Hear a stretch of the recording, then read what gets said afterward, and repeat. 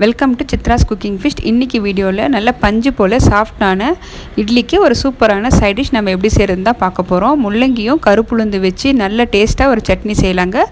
அதுக்கு முன்னாடி நம்ம சேனலை இப்போ தான் ஃபஸ்ட் டைம் வாட்ச் பண்ணுறீங்கன்னா சேனலை சப்ஸ்கிரைப் பண்ணிக்கோங்க. இப்போ வாங்க இந்த ரெசிபி எப்படி பண்ணுறதுன்னு நம்ம வீடியோக்குள்ளே போய் பார்த்துடலாம்.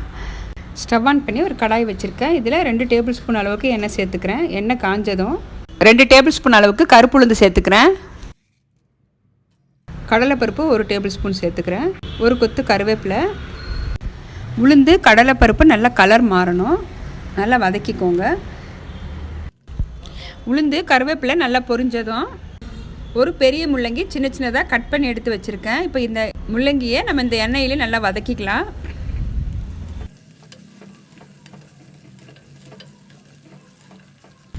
இப்போ இந்த முள்ளங்கி கூடவே ஒரு பெரிய வெங்காயம் கட் பண்ணி சேர்த்துருக்குறேன். இந்த சட்னிக்கு தேவையான அளவுக்கு கல் உப்பு சேர்த்துக்கிறேன். இப்போ இது கூடவே 4 பல்லு பூண்டு, ஒரு சின்ன துண்டு இஞ்சி சேர்த்துக்கிறேன். காரத்துக்கு 4 காஞ்ச மிளகாய் எடுத்திருக்கேன். 2 சின்ன தக்காளி சேர்த்துருக்கேங்க.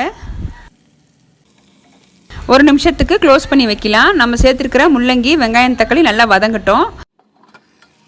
இப்போ நல்லா வதங்கி வந்திருக்கு. ஒரு கைப்பிடி அளவுக்கு புதினா சேர்த்துருக்கேன். நீங்கள் புதினா கொத்தமல்லி 2மே சேர்க்கலாம், அதுவும் டேஸ்ட்டாக இருக்கும்.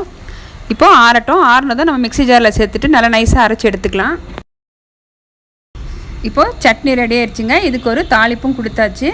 ஹெல்த்தி அண்ட் டேஸ்டியான முள்ளங்கி கருப்புளுந்து சேர்த்த கார சட்னி கண்டிப்பாக நீங்களும் மிஸ் பண்ணாமல் ட்ரை பண்ணி பாருங்கள். ரொம்ப டேஸ்ட்டாக இருக்கும்.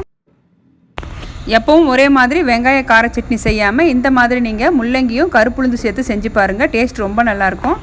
என்னோட இந்த ரெசிபி உங்களுக்கு பிடிச்சிருந்ததுன்னா வீடியோவுக்கு லைக் பண்ணுங்கள். மறக்காமல் நம்ம சேனலை சப்ஸ்கிரைப் பண்ணி பெல் பட்டனை ப்ரெஸ் பண்ணி வச்சுக்கோங்க. அப்போ தான் நான் போடுற வீடியோஸ் உங்களுக்கு நோட்டிஃபிகேஷனாக வரும். தேங்க்யூ ஃபார் வாட்சிங்.